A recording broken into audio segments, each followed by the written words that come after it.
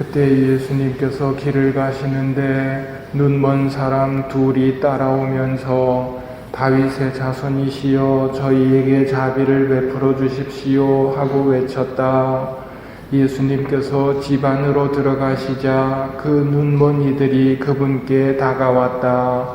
예수님께서 그들에게 내가 그런 일을 할 수 있다고 너희는 믿느냐 하고 물으시자 그들이 예 주님 하고 대답하였다. 그때 예수님께서 그들의 눈에 손을 대시며 이르셨다. 너희가 믿는 대로 되어라. 그러자 그들의 눈이 열렸다.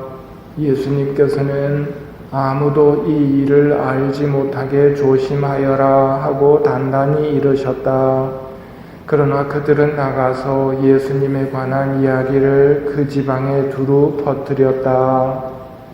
첫째 독서에서 18절입니다. 그날에는 귀먹은 이들도 책에 적힌 말을 듣고 눈먼 이들의 눈도 어둠과 암흑을 벗어나 보게 되리라.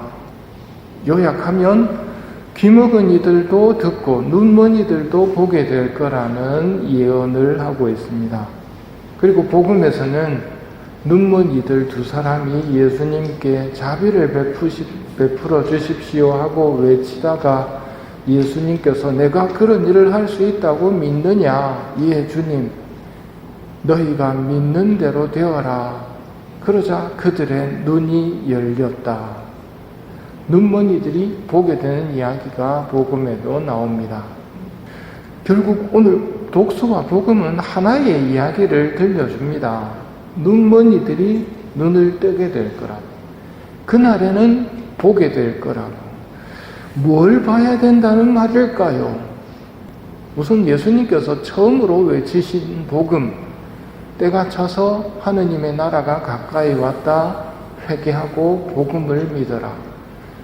하늘나라가 가까이 왔다는 복음, 하늘나라가 가까이 왔다는 것을 볼 수 있어야 됩니다. 그전에는 하늘나라가 가까이 안 왔습니까? 안 왔지요. 하늘나라를 들어갈 수가 없었습니다. 우리가 죄를 짓고 낙원에서 쫓겨난 존재들이거든요. 그런데 거기를 다시 들어가려면 어떻게 해야 들어갈 수 있습니까? 하느님께 잘못하면 죽어야 됩니다. 죽고 나서야 가능성이 있나 없나 봐야 되는데 예수님이 오셔서 우리에게 주신 선물이 바로 하늘나라 선물입니다.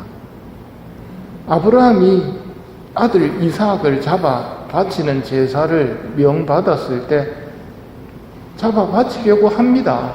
근데 천사가 못하게 하죠. 눈을 들어보니 뭐가 있었습니까? 양이 있었습니다. 멋지게 표현하면 하느님의 어린 양이 거기 있었습니다. 그래서 이삭 대신 하느님의 어린 양이 희생되고 제사는 바쳐집니다. 예수님은 보라 하느님의 어린 양이거든요. 우리 대신해서 몸값을 치르신 분이 예수님이라는 말입니다. 그걸 볼 수 있어야 됩니다. 예수님이 나에게 뭘 해주셨는가? 나 대신 죽으시고 나를 하늘나라 들어갈 수 있도록 만들어 주셨다는 것. 또 한 가지 예수님이 보여주신 중요한 것은 십자가의 가치입니다. 즉 고통의 가치. 세상을 살다 보면 고통을 겪습니다. 예수님을 모르는 사람들은 그 고통을 보면서 불평하고 불만하고, 성당 다니는 사람이 하느님이 있다고 그러는데 그 하느님이 있다면 하면서 하느님한테 해서는 안 될 말들을 합니다. 뭘 모르기 때문입니까? 이 세상에서의 고통은 하늘나라에서의 보화로 바뀐다는 것을 모르기 때문에 그렇게 고통 속에서 죄를 짓는 겁니다. 우리는 고통이 왔을 때 감사하면서 받아들여야 됩니다. 그리고 그 고통을 나의 힘만으로는 질 수 없다는 것을 인정하고 고통을 하느님하고 연결시키는 매개체로, 고리로 만들어야 돼요. 고통만 오면 하느님한테 기도하는 사람이 되어야 된다는 말입니다. 신부님, 그런데 저는 복을 많이 받아가 고통이 없는데 어쩝니까? 어쩌면 되겠습니까? 고통이 없고 나한테 좋은 일이 주어질 때는 반드시 감사하셔야 됩니다. 감사를 잊어버리면 그는 자기가 받은 복을 잘못 사용하는 겁니다. 자기만 생각하고 남을 보지 않는 죄에 빠지게 되면 큰일 납니다. 하느님이 나한테 이걸 왜 주셨을까? 나만 먹으라고 주신 게 아니고 나누어라고 주셨다는 것을 기억하고 나눌 수 있어야 됩니다. 그래서 예수님을 따르려는 사람에게는 꼭 요구하신 것이 재산을 가난한 사람들에게 나누어 주고 너는 나를 따라라고 말씀하시거든요. 예수님이 우리를 사랑하십니다. 사랑하시는 예수님께서 누구든지 나를 따르려면 날마다 자기를 버리고 제 십자가를 지고 따르라고 하시는 이유가 거기 있습니다. 지나가는 세상 속에서 십자가 지고 갈 때, 영원한 세상이 시작될 때 그 십자가는 무한한 영광으로 우리에게 돌아올 것을 아시기 때문에 십자가를 지고 따르라고 말씀을 하시는 겁니다. 이런 것들을 생각해 보면 예수님께서 하느님의 어린 양으로 우리 대신 몸값을 치르고 오시고 당신이 희생되시고 당신이 우리의 음식이 되어 오셔서 우리에게 힘을 주시는 분이시고 이 세상을 살면서 알 수 없었던 고통의 신비에 대해서 설명을 해주신 예수님. 가만히 쳐다보면 정말 발견해야 될 보물이 바로 이 예수님이라는 것을 발견해야 됩니다. 이 모든 것들이 뭘 드러내고 있느냐면 하느님이 얼마나 선하신 분이고 하느님이 얼마나 좋은 분인가를 드러내고 있는 거거든요. 비오신 분님이 하시는 말씀입니다. 잘 들으시오 사랑하는 나의 딸들이여. 예수님 태어나실 때 목동들은 천사들의 노래를 들었습니다. 하늘의 광채를 보고 천상의 목소리를 들었던 목동들이 있고 한편에서는 예수님과 그 옆으로 성모님과 성요셉이 있습니다. 예수님 곁에 있던 성모님과 요셉 성인은 천사들의 목소리를 들었다거나 하늘의 광채를 보았다거나 하지 않았습니다. 자, 여러분들에게 묻습니다. 나의 귀한 딸들이여, 선택을 하라면 여러분은 둘 중에 어디로 가겠습니까?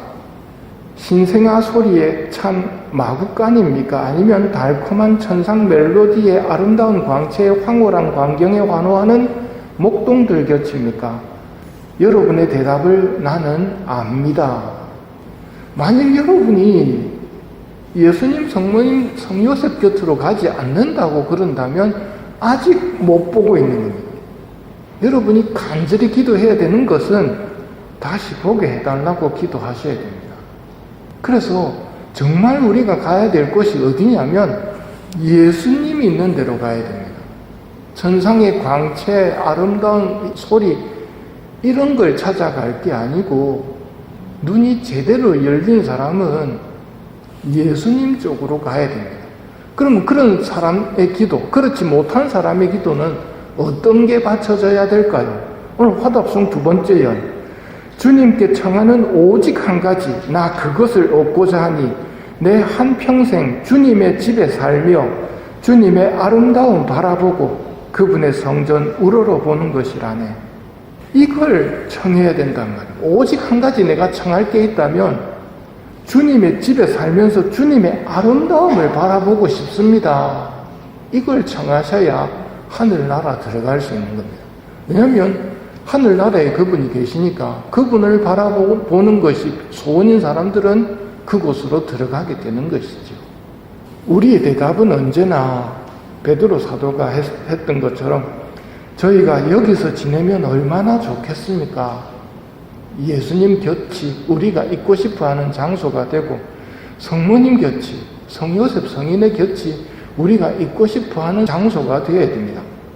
마더 에우제니아에게 주신 아버지의 말씀, 분명히 말하지만 너희는 있는 그대로의 나를 모른다. 그래서 나 자신을 모든 사람의 아버지로, 아버지 중에 아버지로 선포하기 위해서 내가 온 것이다. 나에 대한 무서움 때문에 왜곡돼 버린 너희의 사랑을 올바르게 바꾸어 주려는 것이다.